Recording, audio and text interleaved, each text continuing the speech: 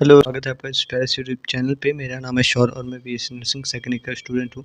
तो हमारे पास ये हमारा जेनेटिक्स का लास्ट चैप्टर है जिसमें हम लोग वन शॉट में इसको कवर कर रहे थे और इसमें हम एज़ पर आईएनसी के सिलेबस के अकॉर्डिंग पढ़ेंगे सारे के सारे टॉपिक्स को। तो चलिए स्टार्ट करते हैं। अगर आपको ये पीडीएफ चाहिए तो हमारे टेलीग्राम को भी ज्वाइन कर सकते हैं, वहाँ से आपको ये आपका पीडीएफ मिल जाएगा, ठीक है। तो और पिछले वीडियोज़ को भी देख सकते हैं, आपको वन शॉट में सारे मतलब 20-30-10 मिनट में ऐसे मिल जाएंगे, ठीक है। तो फर्स्ट जो टॉपिक है हमारे पास जेनेटिक टेस्टिंग है, ठीक है। जेनेटिक टेस्टिंग हम फर्स्ट चैप्टर से ही पढ़ रहे हैं तो इसमें ज़्यादा कुछ पढ़ना नहीं है, ठीक है। डेफिनेशन की अगर बात करें तो जेनेटिक टेस्टिंग है वो एक मेडिकल टेस्टिंग होता है जिसमें हम लोग देखते हैं अलग अलग जो भी चेंजेस हुए रहते हैं डीएनए के अंदर, जैसे जीन से रिलेटेड हो गया, क्रोमोजोम से रिलेटेड हो गया और प्रोटीन से रिलेटेड हो गया। ये हमें मतलब डिटेक्ट करके बताता है कि कोई भी डिजीज़ या कोई भी मतलब डिसऑर्डर हो रहा है, इनहेरिटेड डिसऑर्डर हो रहा है, उससे क्या रिस्क होने वाला है, कैसे क्या प्रॉब्लम्स होने वाले हैं, तो ये सब, ठीक है। अब इसके बाद से हम इसके ऑब्जेक्टिव की बात करें कि क्या-क्या अब इसके ऑब्जेक्टिव होते हैं। फर्स्ट अगर बात करें तो डिटेक्ट करता है हमारा जो भी इनहेरिटेड जेनेटिक डिसऑर्डर्स होते हैं उन लोगों को, ठीक है। और इसके साथ आइडेंटिफ़ाई करता है जीन म्यूटेशन को, इसके साथ असिस्ट करता है फैमिली प्लानिंग में और ये सब मतलब आगे का फ्यूचर देखते हैं। और इसके साथ हम फ्यूचर डिजीज़ जो होने वाला रहता है, रिस्क प्रिडिक्शन होने वाले रहते हैं, तो उसको हम लोग गवर्न कर पाते हैं, ठीक है। इसके बाद से हमारे पास इसके जेनेटिक टेस्टिंग के अलग-अलग टाइप्स हैं, जिसमें हम डायग्नोस्टिक, कैरियर, प्रेग्नेंट और ये सब आपके अलग-अलग टाइप्स को पढ़ेंगे, ठीक है। तो फर्स्ट हमारे पास जो टाइप है वो डायग्नोस्टिक टेस्टिंग है। इसमें कन्फर्म करते हैं और रूल मतलब जो डायग्नोस्टिक टेस्टिंग है ये नॉर्मल टेस्टिंग है जिसमें स्पेसिफिक जो भी जेनेटिक डिसऑर्डर्स होते हैं तो उसके बारे में हम लोग कंफर्म और जो भी मतलब अलग अलग टेस्ट होते हैं तो वो उससे हम लोग पता करते हैं। एग्जांपल में आपका सिकल सेल एनीमिया हो गया, थैलेसीमिया हो गया, इस टाइप के, ठीक है। देन हमारे पास कैरियर टेस्टिंग है। कैरियर टेस्टिंग एक तरीके का ऐसा टेस्टिंग होता है जो कि एक आइडेंटिफाई करता है एक पर्सन जो कि कैरियर रहता है जीन का और ये मतलब डिसऑर्डर को कॉज करता है और ये यूजुअली मतलब कपल और उसके फ्यूचर के लिए प्रेगनेंसी के लिए होता है, ठीक है। इसके बाद से हमारे पास है prenatal testing. Prenatal testing done होता है जब मतलब कोई वुमन है प्रेग्नेंट रहती है और चेक करना होता है कि जेनेटिक जो फीटस है उसको उसके जो जेनेटिक एबनॉर्मलिटी हुई रहती है तो उसको हम लोग चेक करते हैं, तो ये हमारा प्रीनेटल टेस्टिंग होता है। इसमें मेनली डाउन सिंड्रोम है ये होता है, ठीक है। इसके बाद से हमारे पास न्यूबॉर्न स्क्रीनिंग है। न्यूबॉर्न स्क्रीनिंग डन होता है शॉर्टली आफ्टर बर्थ और डिटेक्ट करते हैं हम लोग सर्टेन जेनेटिक और मेटाबॉलिक डिसऑर्डर मतलब अर्ली स्टेज पे, ठीक है। कि मतलब सही से आगे फ्यूचर हो सके, ठीक है।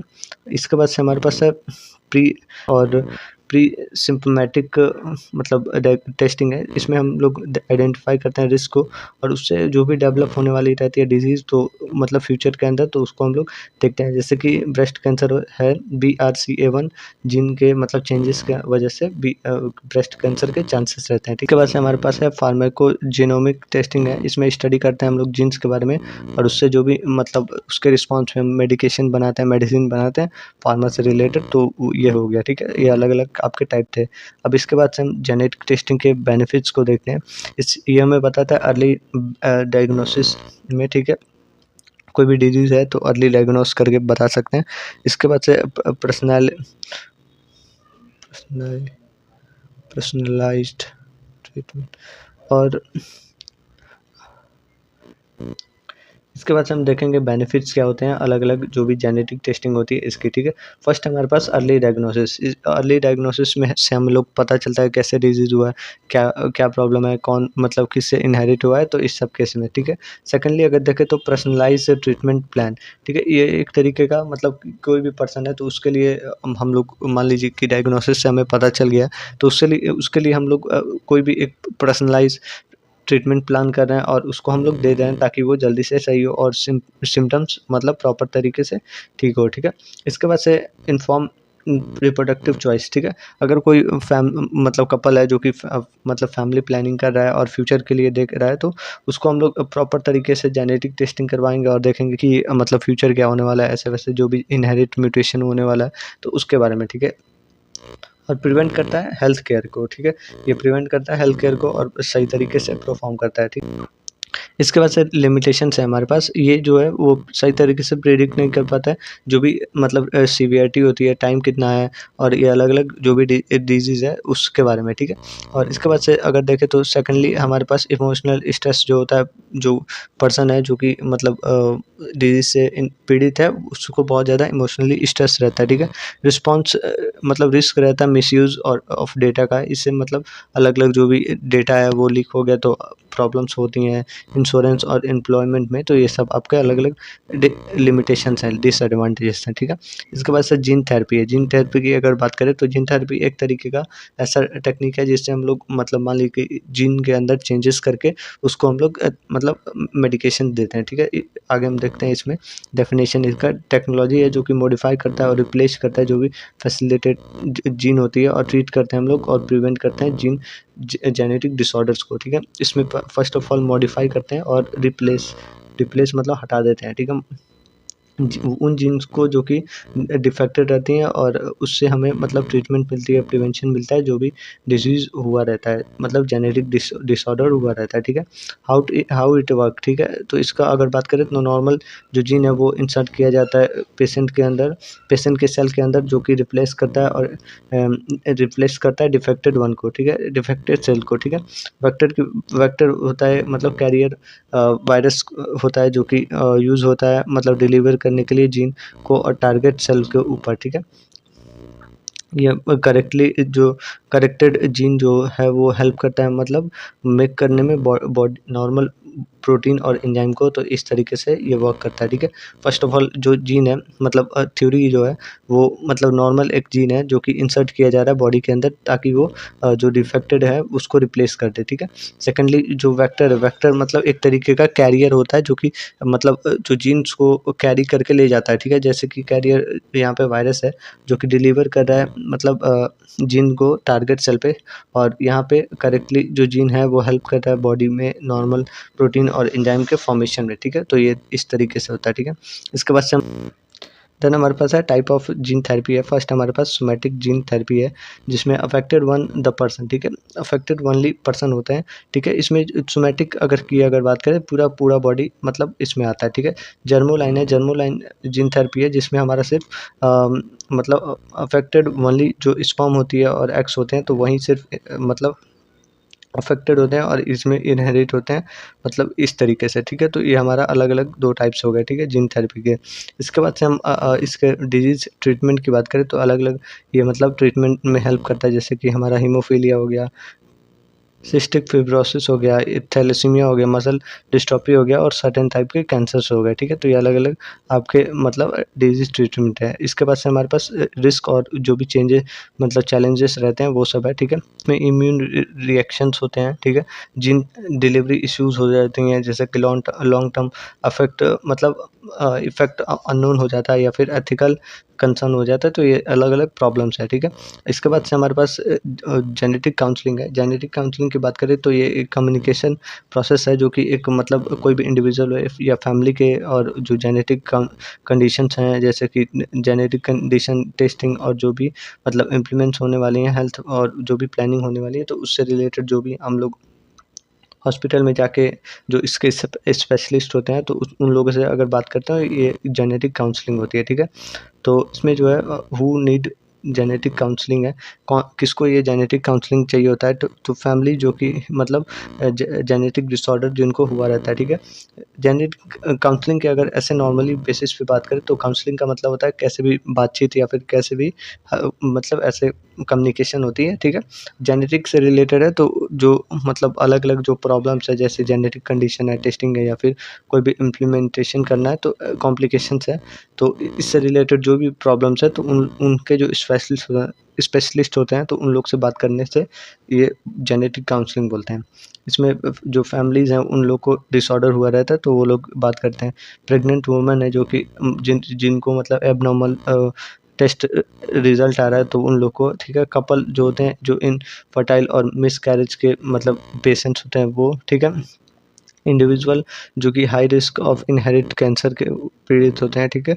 इसके साथ-साथ जो पीपल्स जो कि जेनेटिक टेस्टिंग के बारे में मतलब चलता रहता है वो सब, ठीक है? तो ये अलग-अलग आपके मतलब हु नीड हो गया, ठीक है। इसके बाद से ऑब्जेक्टिव की बात करें तो प्रोवाइड करते हैं क्लियर इन्फॉर्मेशन जेनेटिक रिस्क के बारे में, ठीक है, प्रॉपर तरीके से बताते हैं।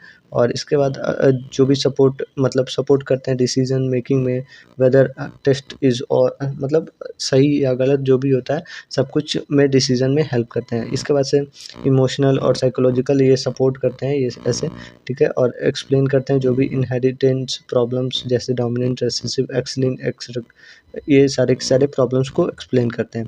इसके बाद से हमारे पास प्रोसेस है जो कि इंक्लूड होता है इसमें अलग-अलग, जैसे कि फैमिली हिस्ट्री कलेक्शन होता है, पेडिग्री चार्ट बनता है, ठीक है, रिस्क असेसमेंट होता है, जो भी एक्सप्लेनेशन मतलब टेस्टिंग ऑप्शंस होते हैं उसको देखते हैं, और जो भी डिस्कशन करना रहता है पॉसिबल आउटकम का तो वो सब करते हैं, और इसके साथ-साथ प्रोवाइड करते हैं इमोशनल सपोर्ट को, ठीक है। इसके बाद से हमारे पास है लीगल और एथिकल इश्यूज़, ठीक है।